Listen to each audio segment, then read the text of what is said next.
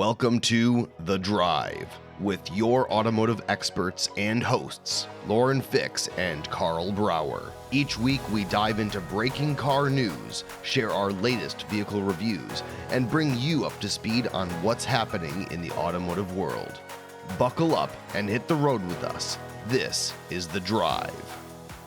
Welcome to The Drive with Lauren and Karl. I'm Karl Brauer, and I'm on again with my lovely co-host, Lauren Fix. Lauren, how are we doing today? I'm great, Karl. There's a lot going on. Spring is here. We're all excited to drive our cars.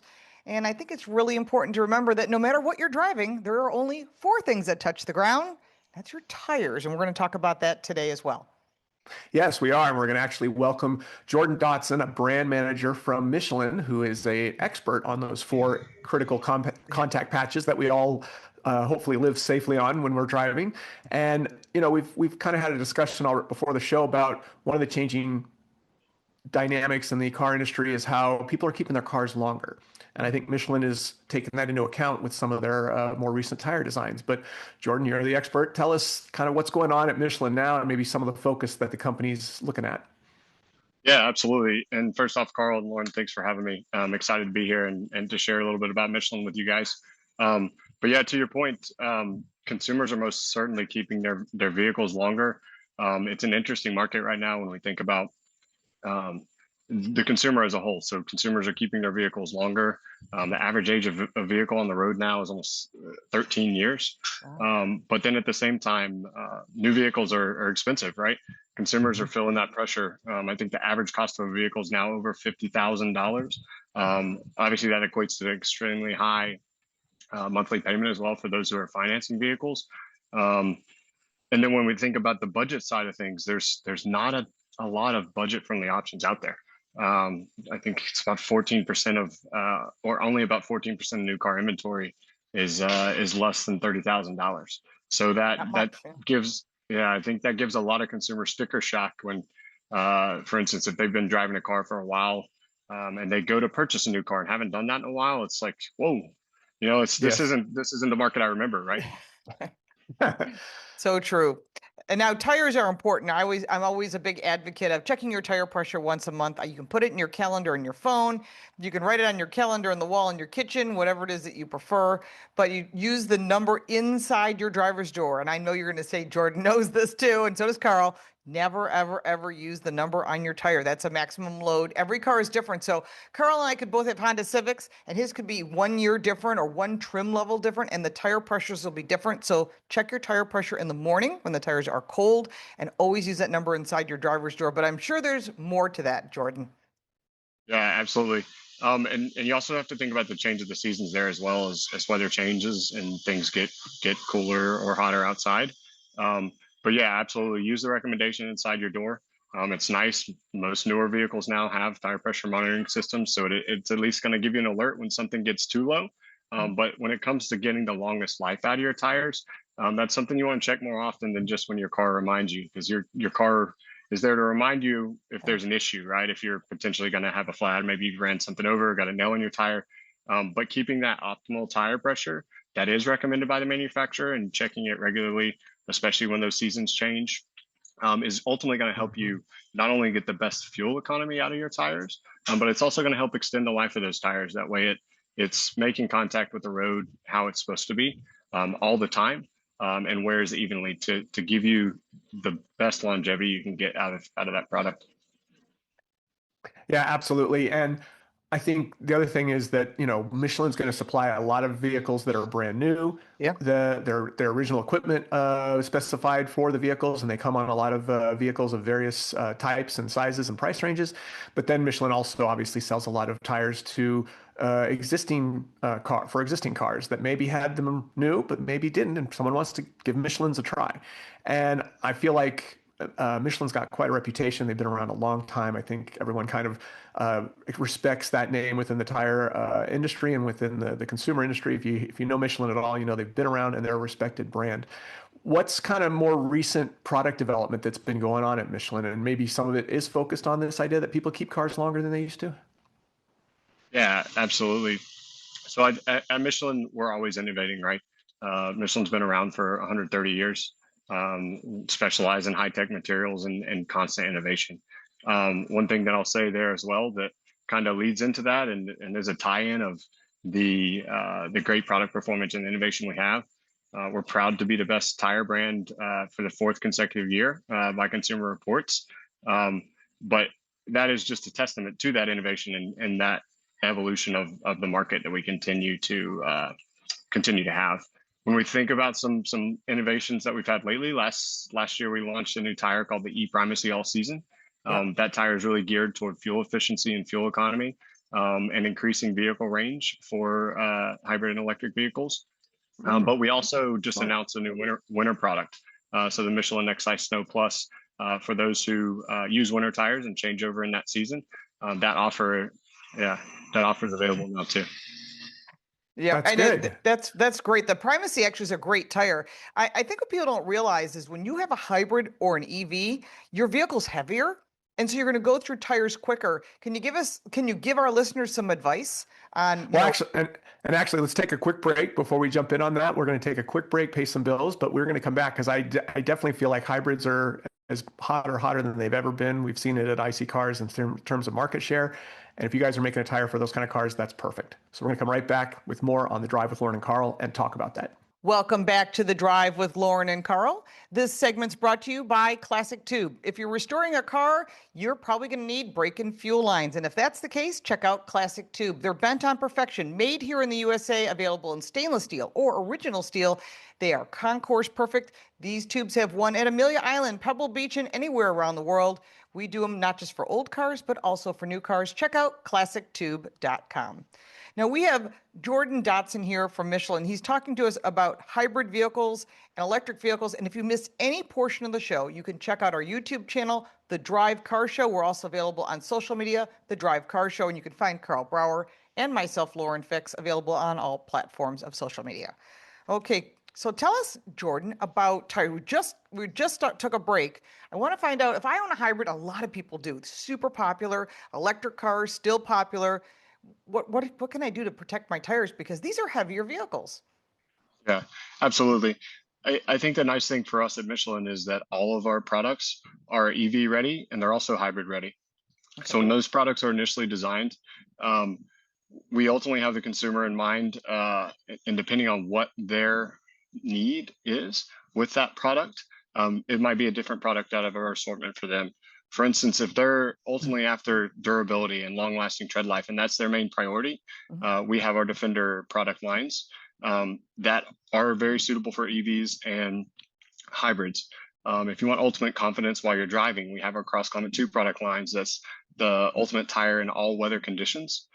But we also have efficiency offers, like we talked about a minute ago, that are geared toward maximizing that fuel economy and range with your EV vehicle. So if that's your priority, there is a product that's there within that offer for you. And then lastly, we have, of course, our winter segment, but we also have our Pilot Sport series of tires. Those tires are ultra high performance tires for really the spirit of driving. So maybe the consumer doesn't care that the tire lasts as long, or that about their fuel efficiency. They really want to enjoy that drive and get that maximum performance out of their vehicle. And the Pilot tires. Yeah, there you go. So the Pilot series is really for that consumer. So it's really, there's offers for whatever that specific consumer is looking for in our portfolio. Well, yeah, that's great. Go ahead, Karl.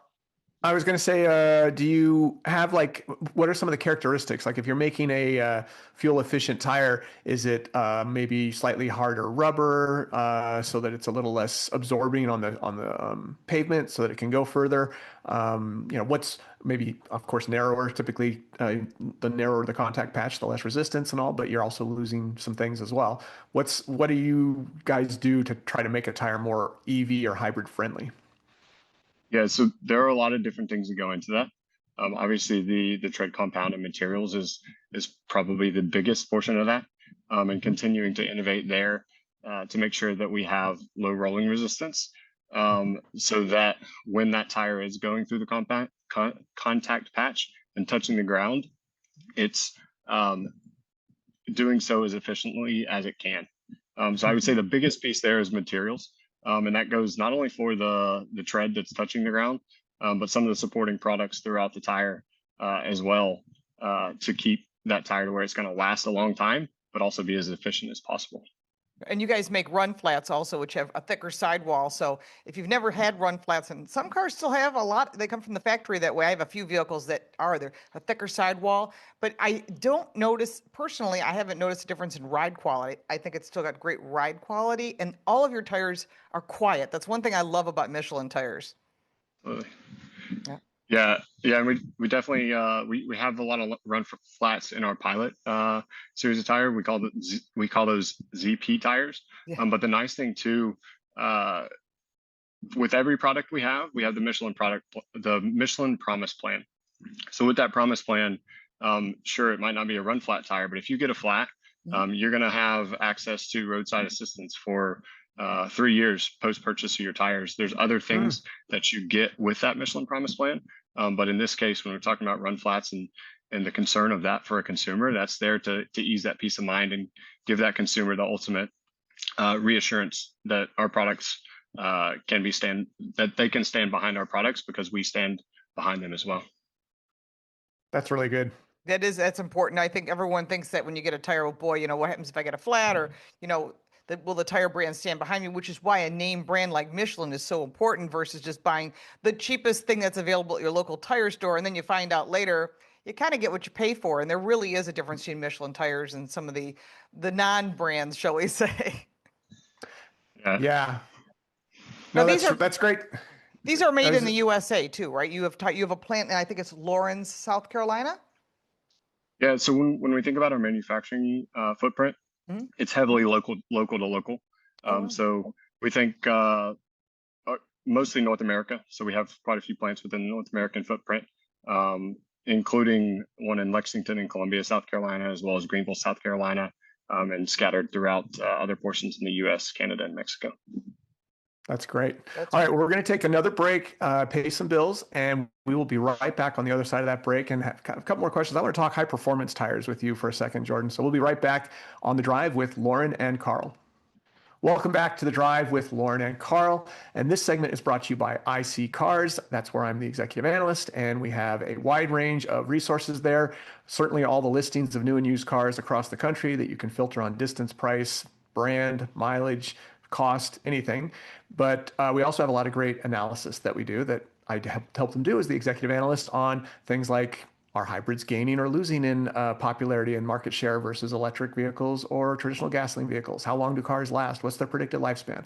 All sorts of great stuff there for shoppers. iccars.com. Now, Jordan, right before we went to break, I'd mentioned that I'm kind of curious about the high performance tires. Obviously, there's a trade-off. If you're making a tire for distance, like last lifetime, you're going to tend to have one type of compound. If you're making a tire for maximum grip, you're going to have another type of compound. You kind of touched on that.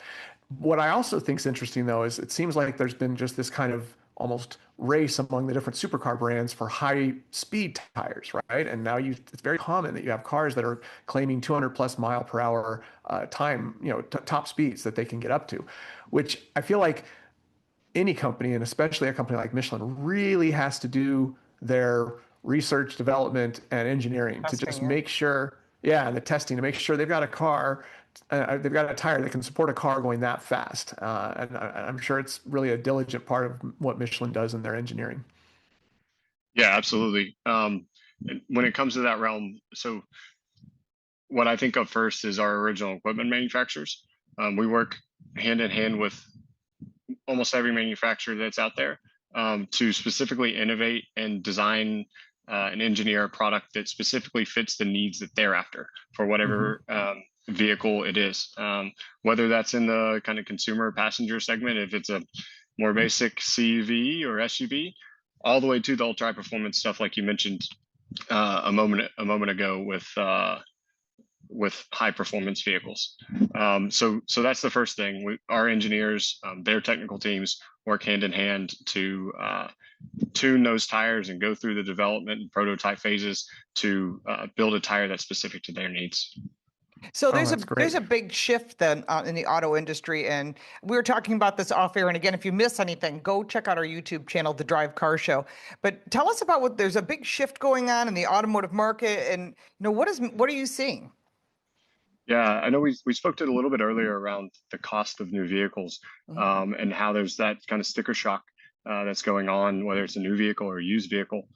as well as consumers hanging on to their vehicles much longer.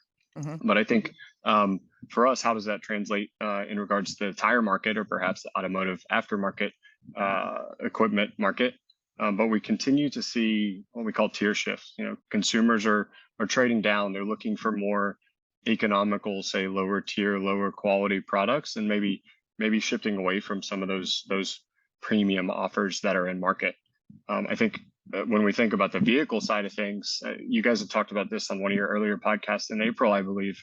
Some buyers are staying on the sidelines. You see cars sitting there longer at dealerships because people are potentially not buying or waiting to buy and hope that there's some cost relief. Yeah. That or maybe they're just going down to a base level trim. So it's a very interesting market that we're in right now. Yeah, Karl covers that at IC Cars. He's their big data guy. And Karl, you probably see that all the time. People are kind of holding off and waiting, and the cars that are sitting in the lots are so much longer, which means there are deals for those who really want a new car. But I think getting a used car is where your best value is, and I think you prove that at IC Cars every day. Yeah, and I think we absolutely see the used car market, even it's struggling, and not because there aren't great used cars out there, but because people are just hanging on to cars longer. So the days on market that we track, it's just taking longer to move used cars off the lot. And, Jordan, you talked about that 3-year warranty that you can get on a lot of the Michelin tires and all. Is that transferable? Speaking of which, if someone has a 2-year-old car and they decide to sell it and all, I'm betting that maybe that warranty sticks with the original owner, but I don't know. Yeah, it does stick with the original owner. But yeah, so the original owner has that 3-year roadside assistance. They've got a 60-day satisfaction guarantee, so that if they're not happy with their purchase, they can go back to the authorized dealer that they bought those tires from, and we'll switch them to a different product within our portfolio. Wow. And then of course our mileage warranty that comes standard with all our products too. But with that roadside assistance you mentioned, you got flat tire changes, towing up to 150 miles, fuel delivery, and even jump start. So it even extends a little bit farther than just the tire, to give that consumer the ultimate peace of mind. And that comes with every tire that Michelin sells? Yeah, every set of Michelin tires is included with that Michelin Promise Plan. Well, that'll save you money too, because if you're spending money on AAA, you don't have to anymore. You just buy a set of Michelins and you save yourself the headache. And it's interesting that you mentioned the saving money piece, because I think a lot of times when consumers go to purchase tires, especially a premium set of tires, they see the price tag initially, and perhaps that's when they're saying, hey, where is there a budget offer? Is there somewhere else we can go down to? But that's where it comes for us and our ability to succeed in the market, to really convey that whole value that you're getting out of our products. Not only that promise plan that I mentioned, but also our tires lasting as long as we say they're going to last. Whereas that's not always the case with products you buy in the market. But we truly stand behind those, and that promise plan is a testament to it. Very interesting. So, I mean, I have Michelins on a lot of my vehicles, so I'm a big fan of the product. I think one of the things I've always liked about Michelins is the quiet ride and the longevity. And I think what you're doing and what Michelin's offering, and I've been to the plant in Lawrence, South Carolina, that's how I knew that. But it's pretty impressive. If you see a tire being made, it's not a rubber plant anymore. There's a lot of new products and a lot of cool stuff that's coming into some of the new tires today. But yeah, so there'll be more available. You can check it out on Michelin's website. And Jordan, we do appreciate your insight, your knowledge, and of course, Michelin Tire for allowing you to come on the show. And we'll be covering more of this in the future. Hopefully we'll have someone come back and talk about high performance tires, because Karl and I love to burn through tires. Yes, absolutely. Thank you guys for having me. Well, thanks so much. Absolutely. Thanks for joining us. We'll be back after this quick break on more with The Drive with Lauren and Karl. Welcome back to The Drive with Lauren and Karl. This episode has been really exciting. We've been talking about tires, and if you missed any of it, don't forget to check out our YouTube channel, The Drive Car Show. We're also on social media, and you can find Karl Brauer at Karl Brauer Cars all over the internet. We'll talk about that in just a second. And also you can find me at Car Coach Reports or at Lauren Fix, literally everywhere. But something came up, and we were talking about this before we started this week's show, and it was about kill switches. Now, you may go, what are you talking about? Now, Karl, we've talked about this since what, 2021? When it went through in the infrastructure bill under Joe Biden, President Joe Biden, they put in under Section 24220 the ability to stop you from driving your car if it feels you're distracted, under the influence of alcohol, which is never a good thing. Don't ever do that. Or the influence is anything, or you're stressed. That would be me all the time. But Yeah. Karl, I don't know if you had a chance to look over that section 24.220. I know we've been talking about it. Well, yeah, and I think the most important thing to keep in mind for consumers is this is, again, remotely. So it's not just like the car making a decision, which, you know, the driver's assist does all the time. It'll scream at you and tell you got to pull over to get coffee if it thinks you're not staying in the center of the lane and all that. But that's the car monitoring you, which enough people already aren't a fan of. But this would be for, unfortunately, any reason that Biometrics. someone would. Yeah, you know, all of a sudden now the way they try to sell this is all these dangerous police chases, we could just stop them. Well, first of all, how many stolen cars are going to be brand new cars with a kill switch? If they started putting the kill switch in tomorrow, how many police chases are going on with brand new cars? Usually we've seen these cars. Usually they're old cars in various states of whatever. I've got, you know, there's all sorts of names that I could use. Probably shouldn't say them on air to drive the kind of cars typically in these car things. So those will all just keep going on because none of those are going on cars that would even have this kill switch if they started installing them tomorrow. But that's the supposed, like, you know, saving grace of these things. Well, there won't be any high speed chases. Yeah. Or there won't be any drunk drivers. That's what Mothers Against Drunk Driving has been supporting this. But I don't think they know what they're asking for. I think this is a group that's saying we don't want people drinking and driving. Nobody wants that. Karl doesn't want that. Right. I don't want that. You don't want that. But there's already 32 devices that work today, breathalyzers, ignition lock switches. You could take away someone's license. That doesn't stop them from finding other alternatives to doing this. And so that may be part of the problem. But having these kill switches is only in new cars. And if you've got, I would say, an alcohol problem, under the influence of something problem, there's a million things it could be. Who's to say you're going to go out and buy a new car? Right. Yeah, I know that the changeover when these things start takes so long that it would take a long time before you would start to have a material effect on the supposed bad drivers who shouldn't be driving the car. But what you would have instantly is various entities out there, maybe the police, maybe the FBI, maybe who knows who else, maybe IRS. Yeah, IRS. It could be. I mean, you know, everyone knows about all these NGOs. There's a lot of non-government organizations out there that have an unusually high level of control over our lives. But the bottom line is that someone that is miles, if not hundreds or thousands of miles away from the car could decide we don't want your car running anymore. So it'd be hacked, is what you're saying, right? Could yeah. So you're driving. Yeah, you're driving down the road, and for whatever reason, you know, it decides it's not going to let you drive anymore. And here's an example I'll give you. This has already happened, though, Karl. Didn't it happen with Tesla and a couple Jeeps? Didn't we see that was like 5-6 years ago? Well, that was people, like unauthorized people hacking in. The whole scary thing about this bill is that it would be authorized. The government would be authorized to shut your car down remotely for whatever reason they've decided they should shut your car down remotely. And here's an example. Has the government ever made a mistake on, say, I don't know, names? Two people who had the same name, and one of them had one more problem and the other one had zero problems. And the one that had zero problems suddenly was having, you know, their wages garnished, or the police were showing up at their door, or they were being arrested when they were, you know, and all.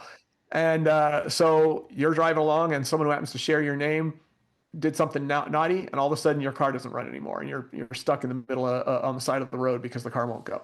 Right. So you just have to kind of keep in mind, not that there's ever been unintended consequences with a government program, but just how many different ways could there be to justify shutting your car down that is impossible right now because they can't do it remotely. Although the other thing I want to bring up on this topic, actually. They've been doing it that way for years. If you don't make your car payment from a used car lot, they just shut your car down. Well, that's the other thing is that the scary thing is that this would be authorized and widespread. I remember talking to GM representatives when I was at Edmunds.com in the late 2000s with OnStar and asking them point blank, can you shut the car down remotely? And them kind of wanting to, you know, kind of squirmed a little bit and finally admitted, yes, we can shut it down remotely. This was in 2008, 2009. So, but now it would be universal, every type of car, and it would be like a foregone accepted protocol that your car can be shut down remotely. Right. So we should note that there is a patent already in place by Ford Motor Company, and they're calling it a biometric patent. And it's not just Ford, it's literally every brand. And in Europe, it's already going to be mandated. It's already there. This is a law that has passed. Thomas Massey, Scott Perry, Byron Donalds, Chip Roy, and now John James have all started to fight this. And literally before we went live in this show, I found out that John James is a representative out of Michigan. He is now going to try and have it stripped out of the bill. But right now there's $450 million being funded to some NGO and some group who is supposed to be guiding us through this process with the National Highway Traffic Safety Administration. And what it does is it tracks your eyes. It already does that today. It's going to be listening in your car. Don't worry, your phone listens, but now your center screen will also listen. And here's the part that they haven't figured out yet, but it's coming because we've already seen fingerprints start on a couple different brands. And it's going to be telling you when you put your finger on the stop button, are you under the influence of something? Are you stressed? Did you take paint off a paintbrush and maybe you have alcohol on your fingers, rubbing alcohol or whatever it might be? The car could think you're under the influence, and then it puts you in what's called kill switch jail. How do you get out of it? You can't call the dealer. You can't call the police department. You can't call the manufacturer because it's all being done by artificial intelligence. It's listening to everything going on, looking at everything, your biometrics, and saying, Karl, you seem pretty stressed today. You probably shouldn't be driving. And we've all been in a situation where I'm sure you can think of a million things. I need you now. I need to be somewhere now for your kids, for a family member, for a friend, for yourself. You need to get somewhere quickly and something seriously urgent. You aren't going to be able to do that because the car won't start. And let me tell you, you want to talk about angry people? And if you think this isn't going to happen, computers never make mistakes. They never have problems. Just like Karl was saying, we know there's going to be problems. And when we brought it to the Federal Registry and we asked for people's feedback, we had hundreds of thousands of comments and they passed it anyhow. So we're going to try and get it stripped out. I'm going to continue pushing on the few people that I can get a hold of. If you know your elected officials in the House of Representatives, they're the ones funding it and they're the ones that can take it away. And if you think it's a left-right thing, it isn't. Even AOC was against it, but they passed it anyhow. Yeah, and that's the thing is it's like so many things that seem to go on in the country. This doesn't seem to be widely supported, and it's always frustrating when you feel like this is not a popular thing, and yet it's happening in the country anyways. And there's plenty of those policies. Get in trouble if I go into all of them, but yeah. That's not good. All right, well, we're going to take a break, and we will be right back after this commercial with more on The Drive with Lauren and Karl. Okay. Sorry, you get me going. So yeah, John James from Michigan is now saying, I didn't know about this. I didn't realize this. He had voted for it. Now he wants to strip it out. So initially it was Thomas Massey, and my friend Michael Pelka is friends with Byron Donalds. But see, now he's leaving the House and he's going to run for governor of Florida. He'll probably win hands down. But so he was involved in trying to pull it. And then Chip Roy jumped on, and I tagged Tim Burchett. So I'm hoping that someone from his office will also jump on board. So I think it's just a matter of do you realize what you said yes to, what you voted yes to? Because they felt guilted but it's Mothers Against Drunk Driving, which is no longer run by the original people who started it. And it was originally someone who died, a family member died in an alcohol-related incident. And at that time, they started this. Well, now it's a huge lobbying firm. So everything has changed. Welcome back to The Drive with Lauren and Karl. We are talking about everything and anything going on in the automotive industry on this show, but this particular segment is brought to you by Karl Brauer Cars. That's my YouTube channel. I'm putting up multiple videos a week over there, lots of fun cars, and we're actually going to talk about one of the cars that you're going to see on my channel in the next segment. A very cool British car. But first, let's talk about a different part of the world, and that's the other side. I think you drill through, you're supposed to come up the other side, in China. And isn't that what they said, Lauren, from when we were little kids? We were kids, yeah. Where are you digging to? Are you digging to China? Oh, that's funny. Yeah, you keep digging like that, you're going to end up in China, and someone starts digging into the ground. I do remember my mom saying that, yeah. Yeah, that's what they said. And then I think someone looked it up and it was like, no, actually, you end up in Southeast Asia or something like that. And someone actually went through the trouble to say, depending on where you are in the North American continent, you don't end up in China. What is going on in China is an explosion in the automotive industry in every sense of the word. The amount of new brands that are showing up, the amount of new cars that are showing up, the amount of models that are showing up. There are so many vehicles. There were hundreds and hundreds of vehicle debuts at the Beijing Auto Show. Yeah, it was in the triple digits technically as to how many new vehicles were making world debuts at the Beijing Auto Show a couple weeks ago. And and the nature of it has kind of changed too. And I think this is where it gets interesting is that they're starting to do more and more of these higher end cars and performance cars. And a lot of them are very heavily electric based, Lauren. Of course, that's their bread and butter over there. Right. Again, China was smart enough or had the foresight to lock in all the globe's resources, the rare earth metals, lithium ion, all that, so that they could make Chinese cars with battery power. And then they told the rest of the world, we have to go electric or we're all going to die. Pay no attention to the fact that we have all the materials across the globe that let you make electric cars, and we benefit massively from electric car sales. But we have to go electric or everyone's going to die. That's been their mantra, and plenty of people have gone along with it. But the other thing is that it looks like there may be some cracks in the foundation of this industry, because everyone assumes it's like China's so far ahead of us. They're making so much money. Look at how many cars they're exporting. They're taking over every other region.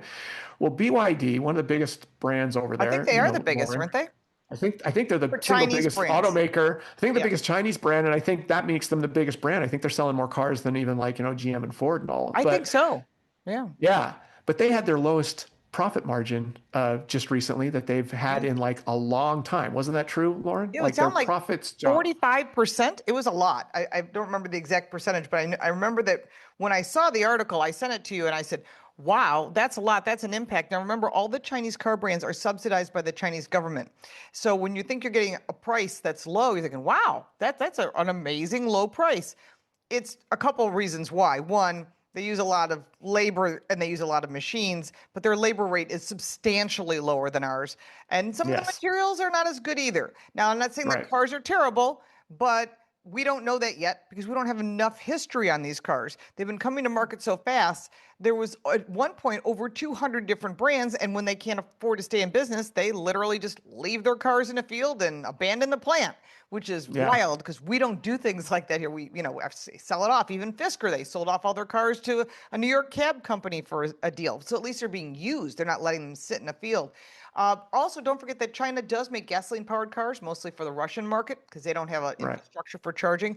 They also make diesel, but they've never been able to build cars equivalent to what the other brands have built. And that's literally every brand from the Hyundai Corporation to the Germans and the domestics. And because of that, they had to come up with a way to take over the market. And this is what they did with the electric cars, like Karl was saying, buy all the plants, and so we can control everything.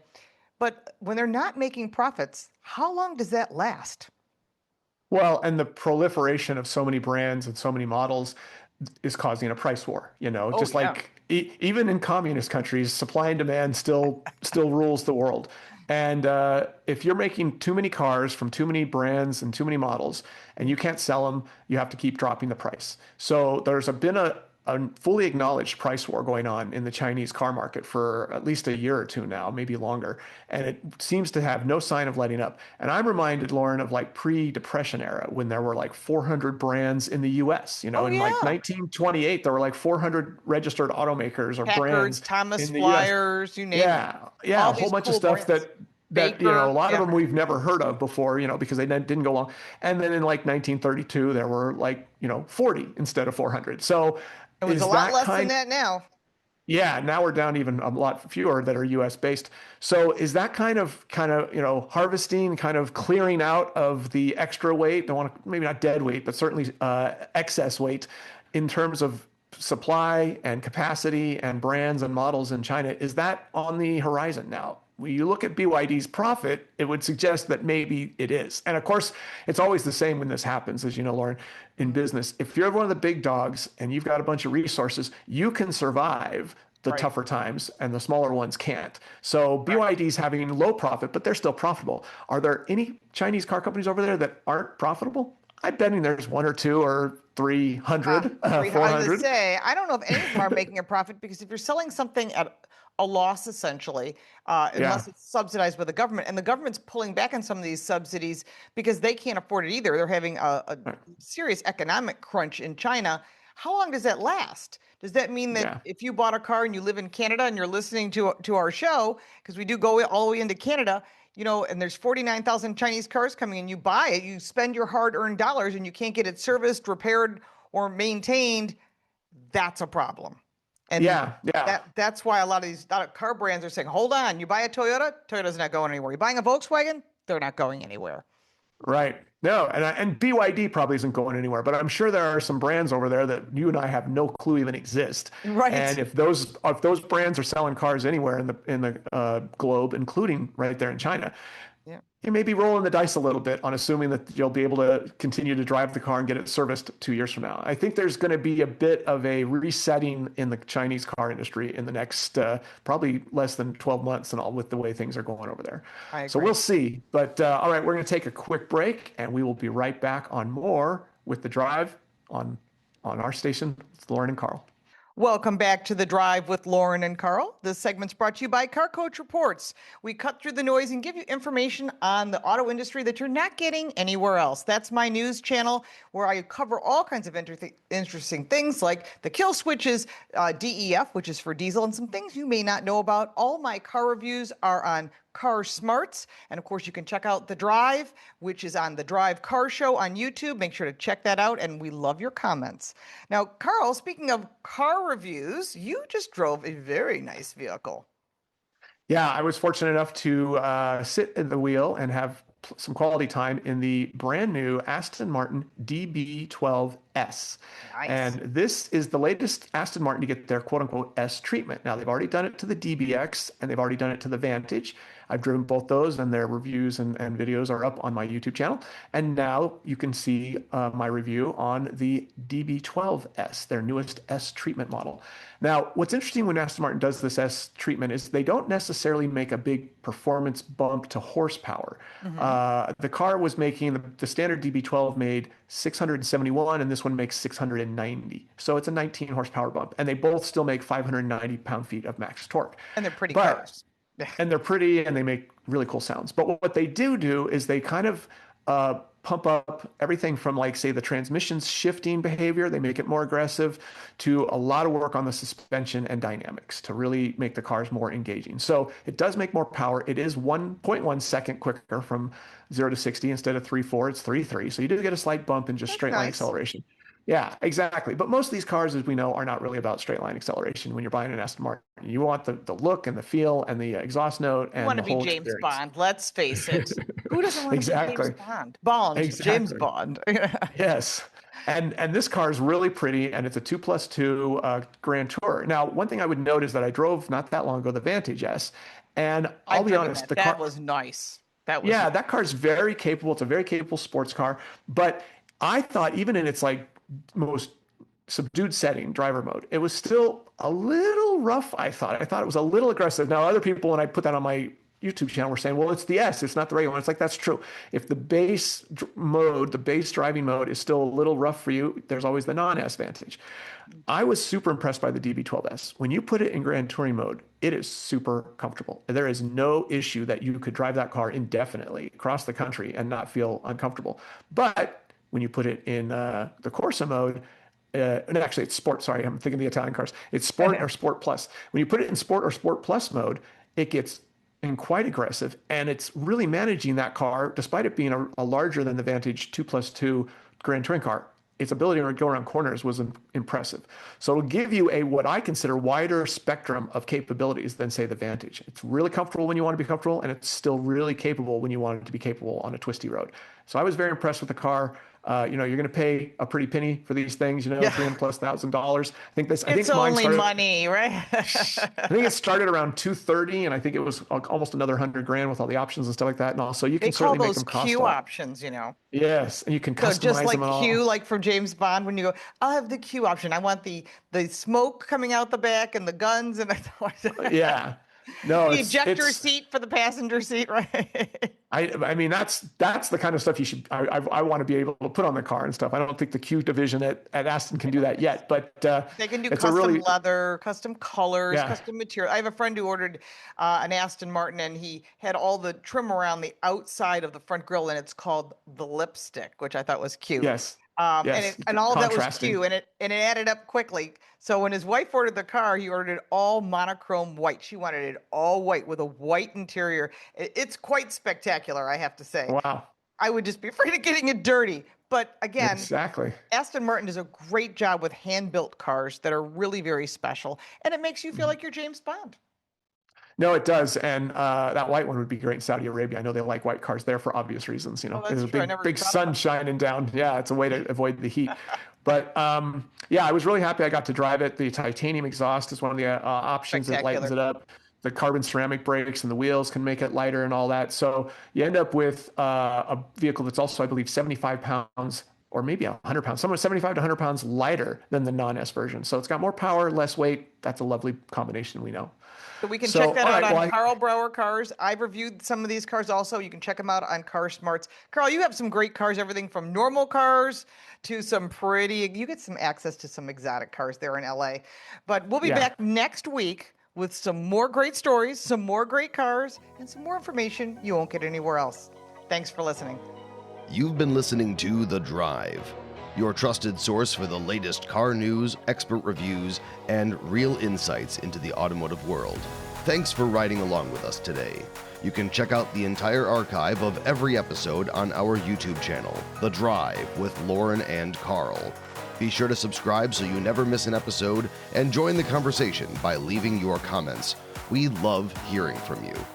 Until next time, stay safe, enjoy the ride, and we'll see you right back here on The Drive.